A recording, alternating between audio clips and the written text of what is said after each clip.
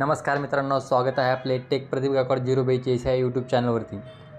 मित्रांनो, तुम्हाला आजच्या व्हिडिओमध्ये सांगणार आहे की आपण मुख्यमंत्री माझी लाडकी बहीण योजनेचा फॉर्म हा आपण ऑनलाईन पोर्टलद्वारे कसा भरायचा आहे। एकदम सोपी पद्धत आहे, अगदी 5 मिनिटात आपण हा फॉर्म भरू शकतो। याला फक्त तुम्हाला गरज आहे व्हिडिओला शेवटपर्यंत पाहण्याची आणि व्हिडिओमधला कोणताही टॉपिक आपल्याकडून सुटला नाही पाहिजे, जेणेकरून चूक होऊन आपला फॉर्म रिजेक्ट होणार नाही। आतापर्यंत 31 जुलैपर्यंत आपण जे फॉर्म भरले होते त्याचे पैसे आता 14 तारखेपासून ते 17 तारखेपर्यंत जमा झालेले आहेत आणि ज्यांचे फॉर्म रिजेक्ट झाले आहेत त्यांनीसुद्धा हा फॉर्म जे आहे ते परत एकदा भरायचा आहे। आता फॉर्म भरल्यानंतर जुलै, ऑगस्ट आणि सप्टेंबर या तिन्ही महिन्याचे पैसे आपल्याला एकत्रित 4,500 रुपये मिळणार आहेत। चला तर व्हिडिओला सुरुवात करूया। यापूर्वी जर आपण चॅनलवरती नवीन असाल तर चॅनलला लगेच सबस्क्राईब करा, जेणेकरून असेच नवीन अपडेट आपल्याला मिळत राहतील। त्यासाठी आपल्या या वेबसाईटवर यायचं आहे। या वेबसाईटची लिंक मी डिस्क्रिप्शनमध्ये दिली आहे। त्यानंतर सर्च करायचं आहे। सर्च केल्यानंतर आपलं एक डेस्कटॉप साईज करून घ्यायची आहे। त्यानंतर अर्जदार लॉग इन यावरती क्लिक करायचं आहे। इथे आल्यानंतर आपले खाते तयार केलेले नसणार आहे, त्यामुळे इथे खाते तयार करा यावरती क्लिक करायचे आहे। इथे क्लिक केल्यानंतर इथे फुल नेम ॲज पर आधार, महिलेचं आधार कार्डवर जे नाव आहे फुल नेम ते इथे टाकायचं आहे। त्यानंतर मोबाईल नंबर टाकायचा आहे। मोबाईल नंबर टाकल्यानंतर इथे पासवर्ड टाकायचा आहे आणि तोच पासवर्ड परत एकदा खाली इथे टाकायचा आहे। त्यानंतर जिल्हा निवडायचा, तालुका निवडायचा आहे, त्यानंतर गाव निवडायचे आहे, त्यानंतर नगरपालिका, महानगरपालिका निवडायची आहे, त्यानंतर ऑथराइज्ड पर्सन म्हणजे महिलेचा प्रकार निवडायचा आहे। महिला यापैकी जे कोणी असेल ते महिला निवडायचे आहे। अंगणवाडी सेविका किंवा ग्रामसेवक, वार्ड अधिकारी, सेतू, सामान्य महिला जे कोणी असेल ते, मी इथे सामान्य महिलेला निवडत आहे। त्यानंतर ॲक्सेप्ट टर्म्स अँड कंडिशन यावरती क्लिक करायचं आहे आणि ॲक्सेप्ट करायचं आहे। त्यानंतर हा कॅप्चा टाकायचा आहे इथे आणि कॅप्चा टाकल्यानंतर इथे साइन अप यावरती क्लिक करायचं आहे। यानंतर आपण जो मोबाईल नंबर टाकला आहे त्यावरती जो OTP येईल तो OTP इथे टाकायचा आहे। OTP टाकल्यानंतर खाली हा कॅप्चा टाकायचा आहे। कॅप्चा टाकल्यानंतर व्हेरीफाय OTP यावरती क्लिक करायचं आहे। इथे आल्यानंतर आपण लॉग इन सक्सेसफुल आपलं झालेलं आहे। आता तोच मोबाईल नंबर आपल्याला काय करायचा आहे इथे टाकायचा आहे आणि आपण जो आता पासवर्ड क्रिएट केला आहे तो पासवर्ड इथे टाकून द्यायचा आहे। पासवर्ड टाकल्यानंतर खाली परत एकदा कॅप्चा टाकायचा आहे। कॅप्चा टाकल्यानंतर लॉग इन या ऑप्शनवरती आपल्याला क्लिक करायचं आहे। आपल्याला नवीन अर्ज करायचा आहे, त्यासाठी आपल्याला काय करायचं इथे कोपऱ्यामध्ये आपल्याला 3 लाईन दिसत आहेत यावरती क्लिक करायचं आहे आणि इथं मुख्यमंत्री माझी लाडकी बहीण योजना अर्ज यावरती क्लिक करायचं आहे। त्यानंतर इथे आधार नंबर टाकायचा आहे। आधार नंबर टाकल्यानंतर कॅप्चा टाकायचा आहे। कॅप्चा टाकल्यानंतर व्हॅलिडेट आधार यावरती आपल्याला क्लिक करायचं आहे। यानंतर आपल्याला नोंदणी अर्ज महिलेचे आधार कार्डप्रमाणे इथे पूर्ण नाव टाकायचं आहे। त्यानंतर वडिलाचे नाव टाकायचे आहे किंवा पतीचे नाव टाकायचे आहे। लग्न झालं असेल तर पतीचे नाव टाका, लग्न नसेल झालं तर वडिलांचे नाव टाका। महिलेचे लग्नापूर्वीचे नाव असेल तर टाका, नसेल तर टाकू नका।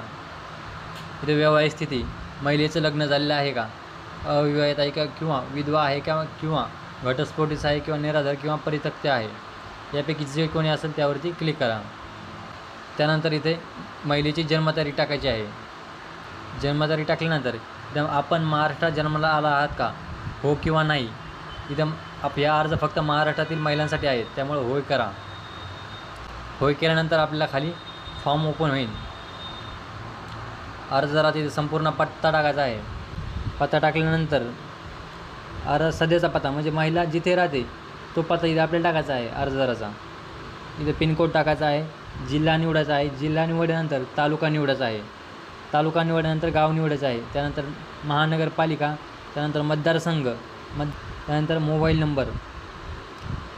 नंबर टाकल्यानंतर तिथे शासनाच्या इतर विभागामार्फत राबविण्यात येणाऱ्या आर्थिक योजनांचा लाभ घेत आहात का।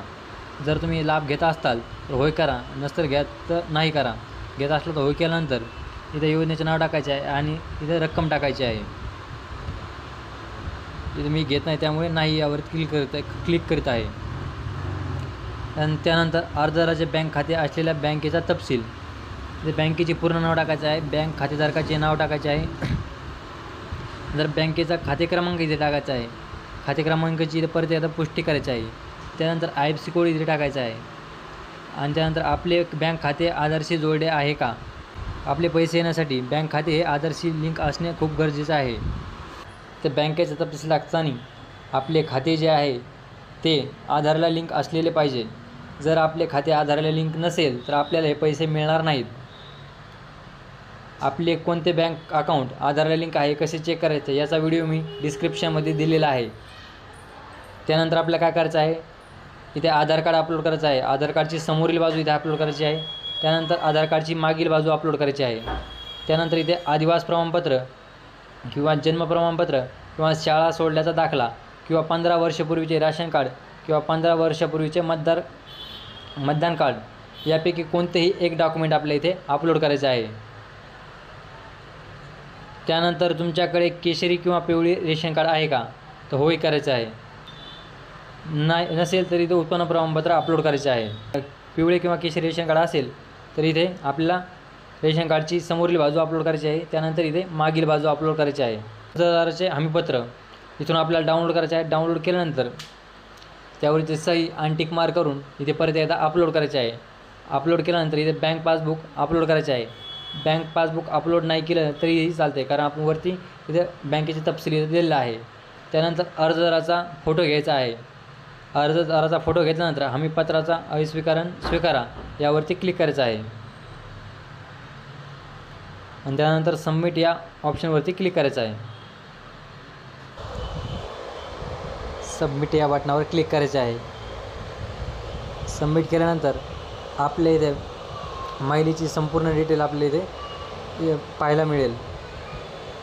त्यानंतर आपल्याला कॅप्चा टाकायचा आहे आणि सबमिट या बटनावर क्लिक करायचं आहे. या बटनावर क्लिक करायचं आहे. त्यानंतर आपला अर्ज जो आहे तो सक्सेसफुली सबमिट झालेला आहे. आपल्या ॲप्लिकेशन ID आपल्या इथे आलेली आहे. अशा प्रकारे आपला फॉर्म भरणं झालेला आहे.